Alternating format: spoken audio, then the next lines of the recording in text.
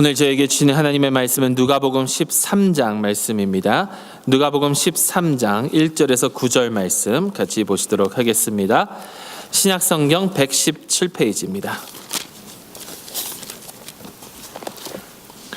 누가복음 13장 1절로 9절 말씀 제가 봉독하도록 하겠습니다.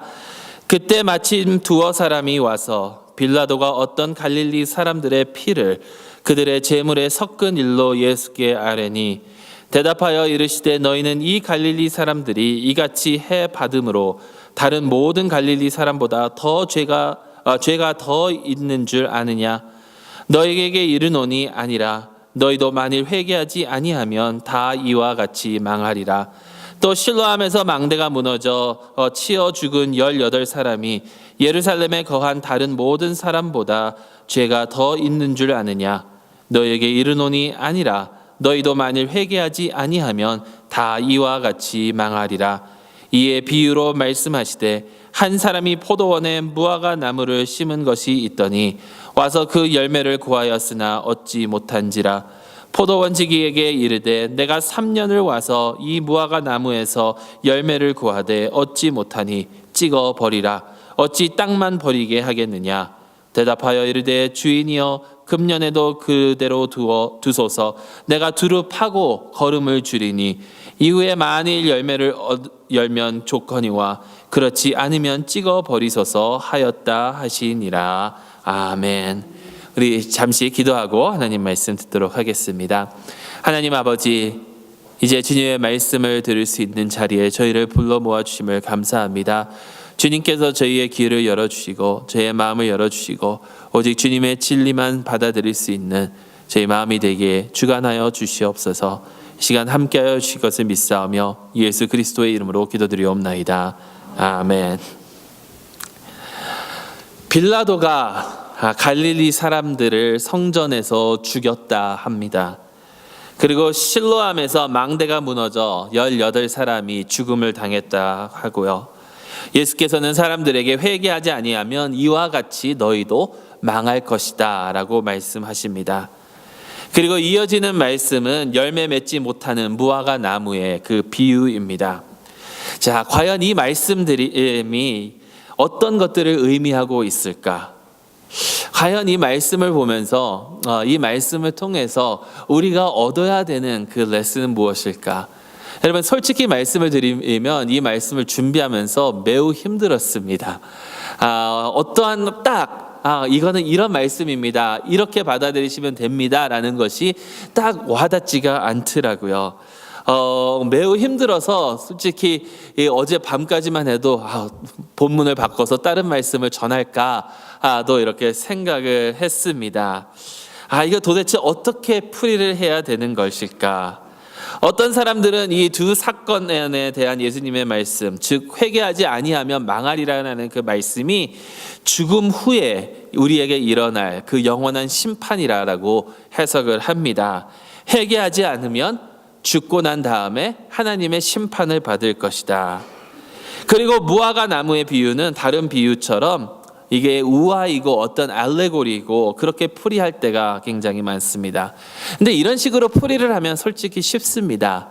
내용 전하기도 굉장히 편하고요. 근데 그 문제는 이 지금 말씀이 그것을 얘기하고 있는 말씀이 아니다라는 것입니다. 회개하지 아니하면 망하리라는 말씀은 죽음 다음에 하나님의 심판에 대한 말씀이 아니라 예수님께서는 지금 이 사람들과 같은 방식으로 너희가 망할 것이다 라고 말씀하고 있는 거죠. 이와 같이 망하리라. 여러분, 여기서 이와 같이는 이와 같이입니다. 그대로 이 사람들처럼 갈릴리 사람들이 성전에서 죽은 것처럼 실로암 망대가 무너져 사람들이 거기에 깔려 죽은 것처럼 너희도 망할 것이다 라는 그런 말씀이죠. 그리고 성경에 나오는 비유는 사실 은유나 알레고리로 풀이하면 사실 매우 위험합니다. 왜냐하면 알레고리로 풀이를 하면 그 풀이의 내용만 우리가 얻으면 되는 거거든요. 한 가지 예를 들겠습니다. 우리가 너무나도 잘 아시는 그 탕자의 비유. 탕자의 비유에서 탕자는 예를 들어서 알레고리로 풀이를 해서 그 아버지는 하나님이고 탕자는 나고 이렇게 풀이를 하고 난 다음에는 그 이야기가 더 이상 필요가 없다라는 거예요. 그렇지만 거기에는 반드시 그렇게만 해석이 되는 것이 아니라 특히 이 비유들은 그 시대의 사람들이 많이 알고 있었던 이야기를 통해서 예수님께서 하나님의 나라의 그 비밀을 알려주려고 하시는 것이기 때문에 이것은 이것이고 여기에 나오는 이것은 이것을 의미하고 반드시 그렇게만 풀이할 수는 없다라는 거예요. 그래서 저에게는 이 말씀을 준비하기가 어떻게 보면 매우 어려웠습니다. 그런데 오늘 그 성서정과 성구집에 나온 말씀이 우리가 지금 지나고 있는 이 사순절 셋째 주일 말씀이 바로 오늘 이 말씀입니다. 몇몇 분이 저에게 여쭤보신 적이 있습니다. 설교 본문 어떻게 정하냐고. 저는 그 성서정과의 그 성구집의 말씀에서 지금 전하고 있습니다. 이 성서정과라는 것은 영어로 렉셔너리라고 그러는데요. 이거는 성경을 그 주에 읽어야 되는 성경. 그래서 이거는 전 세계의 모든 교회가 공유하는 그러한 것으로 일주일에 4군데의 성경이 정해져 있습니다. 구약성경 그리고 오늘 저희가 읽었던 시편 63편도 마찬가지고요. 신약성경의 그 서신서와 복음서 이렇게 정리되어 있는데 왜 이렇게 하냐면 이렇게 짜여져 있는 스케줄대로 하지 않으면 결국에는 제가 전하고 싶은 것만 전하게 되는 거거든요. 그러다 보니까 우리 모든 교회가 함께 이 말씀을 나누고 함께 가자라는 그 의미에서 이 성구집이 마련이 됐다라는 거죠. 그리고 제가 전하고 있는 이 말씀이 지금 이제 아래층에 내려가서 성경 공부하고 있는 아이들도 이 말씀대로 지금 배우고 있다라는 겁니다. 그래서 어차피 본문을 바꿀 수는 없고 계속해서 이 말씀을 가지고 어떻게 전해야 될까 한참 생각을 했습니다. 그리고 내린 결론은 이것입니다. 여러분들도 성경을 우리가 쭉 읽다가 성경 이제 일독을 하시는데 성경을 읽다가 무슨 의미인지 잘 모르는 말씀이 나오면 도대체 여기서 주는 그 교훈이 무엇인가 모르는 말씀이 나오면 이렇게 읽으시면 좋을 것 같습니다. 아주 심플하게 문자적으로 그냥 가는 겁니다. 이게 무엇을 의미하고 이런 것보다 가장 기본적이고 문자적으로 이해하는 것. 이 단어가 어떤 것을 의미하고 이 뒤에는 어떤 그 가르침이 숨겨져 있고 이런 것보다 그냥 말씀을 문자적으로 1차원적으로 이해하는 것. 그렇다면 여러분 오늘 말씀이 저에게 주는 메시지는 무엇인지 아십니까? 오늘 성경 말씀이 저에게 주는 메시지는 바로 이것입니다. 회개하라. 회개하지 아니하면 이와 같이 망한다. 그러니까 회개하라. 오늘 말씀이 저에게 주는 가르침은 회개하라는 겁니다. 회개 안 하면 망하니까. 죽음이라는 것이 우리가 살아가고 있는 이 세상 삶의 현실이니까. 만일 회개하지 아니하면 결국 찍혀 버려지게 되니까. 여러분 좀 더 상세하게 보겠습니다. 오늘 본문에 사건 2가지가 나오는데요. 하나는 빌라도가 어떤 갈릴리 사람들의 피를 그들의 제물과 섞은 그런 일입니다. 이 사건을 어떤 사람들이 와서 예수님께 고했습니다. 여러분 빌라도 하면 어떤 생각이 드시는지요? 저는 빌라도 이름을 들으면 철없이 신앙생활 할 때는 참 불쌍한 사람이다 라는 생각을 많이 했습니다. 왜냐하면 예수님을 살리려고 그렇게 노력을 했는데 그 공정하게 심판을 하고 예수님께 죄가 없음을 알고 예수님은 죄가 없다라고 얘기하면서 이를 놓아주려고 노력을 했고 결국에는 손까지 씻으면서 예수님은 죄가 없고 자기는 이 사건과 무고하다라는 그런 제스처까지 했던 예수님의 죄가 없음을 주장한 그런 사람인데 저희가 오늘 사도신경을 고백한 것처럼 온 교회가 사도신경을 외울 때마다 본디오 빌라도에게 고난을 받으사 라는 그 대목을 얘기하면서 사실 빌라도는 그렇게 원치도 않았는데 나는 그러한 생각을 할 수가 있겠죠. 참 불쌍하다. 근데 여러분, 빌라도가 불쌍한 사람이 아닙니다. 빌라도는요, 매우 포악한 지도자였다라고 합니다. 영국의 유명한 성경학자인 성경학자인 N.T. 라이트는 이렇게 얘기합니다. 신약 성경이 우리에게 없다 하더라도, 신약 성경에 기록된 그 복음서에 기록된 그 빌라도의 내용이 없다 하더라도 우리는 빌라도가 얼마나 악하고 포악한 사람인지를 역사를 통해서, 다른 기록들을 통해서 알 수 있다라고. 여러분, 이 빌라도가 오늘 갈릴리 사람들의 피를 그들의 제물과 함께 섞었다라고 합니다. 성경에 기록되어 있지 않은 다른 역사에 기록되어 있는 그 사건들만 봐도요, 이게 한두 번 일어났던 사건들이 아닙니다. 수없이 일어난 사건들이고, 근데 도대체 그들의 피를 제물과 섞었다라는 것은 무엇일까?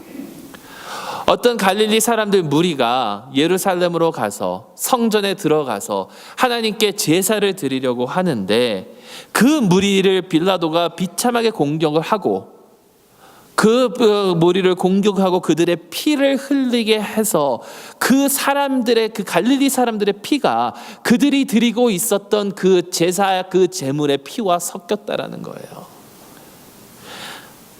상상을 해보십시오. 성전을 아예 더럽히고, 사람들을 죽인 것도 모자라 하나님의 성전을 더럽힌 이 비극의 사건. 여러분, 역사를 보면 악한 자들이 교회를 공격하고 이런 사건들, 우리가 뉴스나 아니면 역사를 통해서 많이 배우지 않습니까? 신도들이 기도를 하고 있는데 사람들이 와서 거기에다 총을 쏴대거나 아니면 문을 걸어 잠고 그 교회 예배당을 불태우는 그런 사건들, 세계 곳곳에서 일어나는 그러한 사건들. 여러분, 빌라도가 그와 마찬가지 그러한 끔찍한 일을 지금 벌였다라는 거예요. 왜 빌라도가 그랬는지는 알지 못합니다.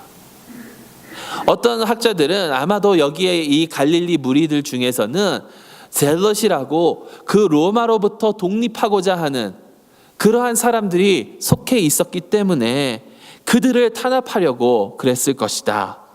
하지만 정확하지는 않습니다. 그런데 여기서 예수님께서 하시고자 하는 말씀하시고자 하는 중요한 것은 그 시대의 그 사건을 목격한 사람들의 반응이다라는 거예요. 그 비극을 보고 사람들은 어떻게 받아들였냐면, 저 갈릴리 사람들, 죽은 갈릴리 사람들이 얼마나 악한 짓을 하고 얼마나 죄를 지었기 때문에 이와 같이 벌을 받았을까? 비극이 일어나면, 그 시대 사람들은 어떠한 사람에게 비극이 일어나면 그것은 그 사람에게 어떠한 죄가 있었기 때문에 하나님께서 그를 벌하신다라고 이야기하고 있었다라는 거예요. 여러분, 욥의 세 친구들이 욥에게 와서 했던 얘기가 그거 아닙니까? 지금 네가 당하고 있는 그 고통이 네가 하나님 앞에서 죄를 지었기 때문이 아니냐. 여러분, 태어났을 때부터 장님이었던 사람을 예수님의 제자들이 보고 예수님께 묻지 않습니까? 예수님, 저가 장님인 이유가 저의 죄 때문입니까? 아니면 저 사람의 부모의 죄 때문입니까? 여러분, 오늘날 우리도 그런 얘기를 하지 않나요? 어떠한 사람에게 안 좋은 일이 일어나면, 예를 들어서 교통사고를 당하게 되면, 아니면 어떤 불치병에 들게 되면 저 사람이 뭔가 잘못했기 때문에 하나님께서 벌을 내리셨겠지. 근데 예수님께서 하시는 말씀은 그 사람들에게 죄가 더 많이 있지 않다라는 거예요. 그 사람들이 더 죄가 있어서 이 고통을 받은 것이 아니다라는 거예요. 실로암의 망대가 무너져 치어 죽은 18명도 마찬가지입니다. 이 사람들이 죄를 지었기 때문에 죄가 더 많아서 이러한 비극이 그들에게 일어났다라는 것이 아니라는 거예요. 이들이 평소에 지은 죄가 다른 사람들보다 더 많았기 때문에 하나님의 심판을 받아서 이렇게 된 것이 아니다. 여러분, 그렇다면 이런 비극들이 왜 일어날까요? 이 비극이 어떠한 악한 자를 통해서 그의 고의로 일어나는 비극이건 아니면 우리가 서 있는 이 건물이 무너져서 일어나는 그러한 사고이건 어떤 일이건 간에 이 일들이 일어나는 그 이유는 거기에 그 피해자들이 죄가 더 많아서가 아니라 이 세상 사는 모든 사람들에게는 죽음과 고통이 바로 현실이기 때문이다라는 겁니다. 모두가 다 결국 맛봐야 되는 것이 죽음이다라는 거예요. 물론 여러분, 죽음이 우리의 삶의 현실인 이유는 죄 때문입니다. 죄 때문입니다. 하지만 어떤 사람들은 이렇게 비참한 죽음을 죽었다라고 해서 그들이 더 큰 죄인이고 우리는 살아남았다라고 해서 그들보다 의인이다라는 것이 아니라는 거예요. 죽음과 죄는 모두의 현실이고 예수님께서 저에게 말씀하고 있는 것은 만일 우리도 우리의 죄를 뉘우치지 아니하고 회개하지 아니하면 결국에는 다 망하게 된다라는 겁니다. 우리 모두가 다 죄인이기 때문에 회개의 열매를 맺지 아니하는 자는 결국에는 찍혀 버려지게 된다라는 거예요. 오늘 본문의 그 무화과 나무의 비유는 참 많은 것을 이야기하고 있습니다. 근데 여기서 중요한 것 몇 가지만 말씀을 드리면, 회개를 하지 않고 회개의 열매를 맺지 못하면 찍혀져 버리는데 하나님께서는 회개의 열매를 맺을 수 있도록 기다려 주신다라는 겁니다. 그렇지만 하나님께서 기다려 주시기는 하지만 그 회개의 열매를 맺을 수 있는 그 기간은 제한이 되어 있다라는 겁니다. 계속해서 열매를 맺지 못하면 결국에는 찍혀 버려지는 그 시간이 올 거다라는 거예요. 근데 여러분, 그 시간이 언제 올런지는 아무도 모릅니다. 제가 몇몇 분들에게는 이 말씀을 나눴는데, 지난주 제가 어떤 글을 읽으면서 그 현대 기독교인들이 예수님의 재림에 대해서 잘못 이해하고 있는 것, 그것 중에 가장 큰 것 중 하나가 예수님께서 갑자기 오신다라는 거예요. 재림하신다. 갑자기 들이닥치신다. 근데 이분이 쓴 그 글을 보면 성경을 보니까 예수님께서 그냥 아무도 모르게 갑자기 오신다라는 말씀이 없다라는 거예요. 예수님께서 오실 때에는 다 이러이러한 사건들이 이루어져야 하고, 예수님께서 오실 때에는 여러 가지 징조들이 나타나고 그 징조들이 있은 후에 오신다라는 거지. 그냥 갑자기. 그러니까 신약 시대의 사람들이 예수님 언제 오실지 모른다. 근데 그 징조들이 먼저 일어나야 된다라는 거예요. 그렇지만 여기서 우리가 분명히 알아야 되는 것은요, 예수님의 재림은 성경이 말하는 것들이 다 이루어지고 난 후에 재림하여 오시지만 우리의 삶의 끝은 언제 어디서 될지 모른다라는 겁니다. 우리가 하나님을 만나야 되는 그 시점, 우리가 죽음과 대면해야 되는 그 시점이 언제일지 아무도 모른다라는 거예요. 우리가 열매를 맺지 않아서 언제 찍혀 나갈런지 아무도 모른다라는 겁니다. 그렇기 때문에 이 회개의 시간이 제한되어 있기 때문에 우리는 회개하면서 나아가야 된다라는 거죠. 오직 회개만이 이 죽음의 현실에서 우리를 자유케 할 수 있습니다. 여러분, 죽음에서 자유케 한다라는 것은 회개하기 때문에 안 죽는다는 얘기가 아닙니다. 다만 회개하지 않는 사람에게 죽음은 비극의 끝이지만 회개하면 죽음은 새로운 삶으로 가는 다리가 된다라는 것이죠.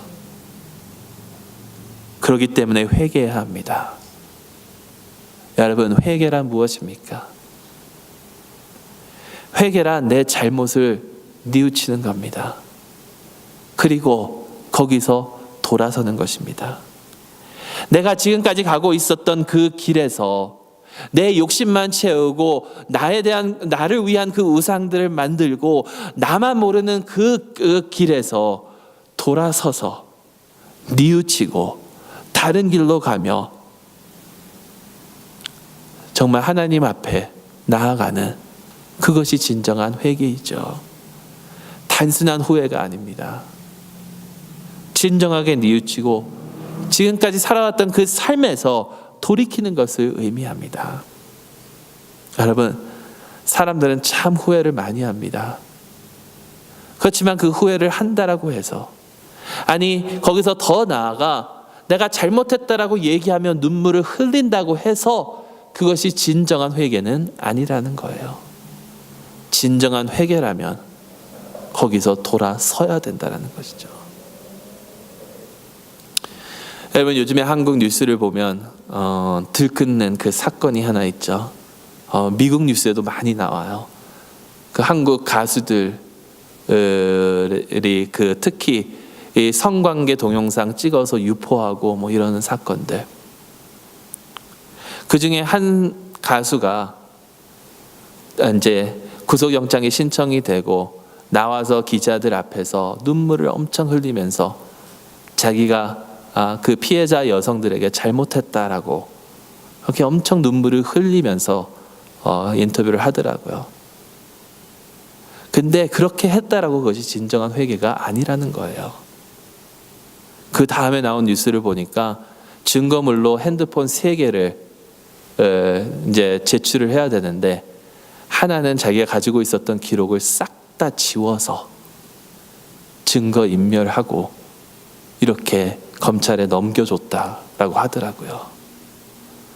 여러분, 잘못했다라고 해서 회개가 아니라 그것을 진정으로 뉘우치고 거기서 돌아서는 그런 회개, 그래서 새로운 삶으로 이어지는 그러한 회개의 열매를 주님께서는 원하신다라는 겁니다.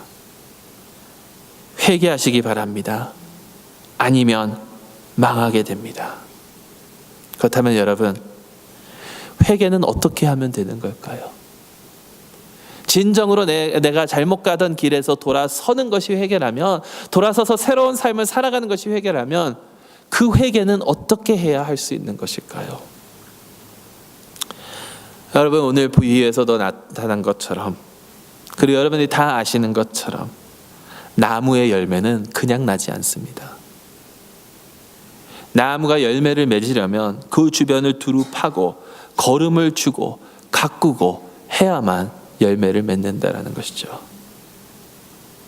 우리가 회개의 열매를 맺으려면 이러한 일들이 우리 가운데 이루어져야 합니다. 그런데 여러분, 그것을 누가 하시는지 아십니까? 그것을 바로 우리 주 예수 그리스도께서 하신다라는 거예요. 예수 그리스도께서 우리 가운데 역사하셔야만 진정한 회개의 삶을 살 수가 있습니다. 우리가 예수 그리스도께서 어떠한 분이심을 알 때에 비로소 우리는 진정한 회개를 하고 나아갈 수 있다는 거예요.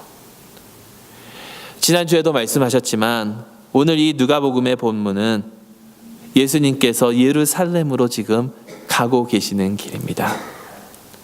예루살렘에서 예수님을 기다리는 것은 바로 죽음입니다. 비극입니다. 오늘 첫 번째 이야기에 나왔던 빌라도를 통해서, 네, 여러분, 그의 죽음, 그의 십자가가 우리로 하여금 우리의 죄를 뉘우치고 회개하도록 한다라는 것입니다. 저 십자가를 바라볼 때 하나님을 저버렸던 우리가 주님 앞으로 돌아올 수 있도록 우리를 움직여 준다라는 것이죠. 나의 죄 때문에 이 세상에 죽음이 현실이 되었던 것을 깨닫고 십자가 아래 죄를 자백하고 회개하며 나아갈 수 있기를 주님의 이름으로 축원합니다. 기도하겠습니다. 사랑의 하나님, 주님을 배반하고 저희 멋대로, 저희 마음대로, 저희의 뜻대로 살아갔던 우리를 용서하여 주시옵소서. 예수 그리스도의 보혈로 말미암아 우리를 씻어 주시고 우리가 이제 옛 사람은 벗어버리고 예전의 삶에서 돌이켜 주님 회개의 열매를 맺는 삶을 살아갈 수 있도록 저희를 도와주시옵소서. 주님께서 십자가 위에서 이루신 그 완벽한 사랑을 깨닫고 언제나 감사하는 마음으로 주님을 위하여 살 수 있도록 인도하여 주시옵소서. 예수 그리스도의 이름으로 기도드리옵나이다. 아멘.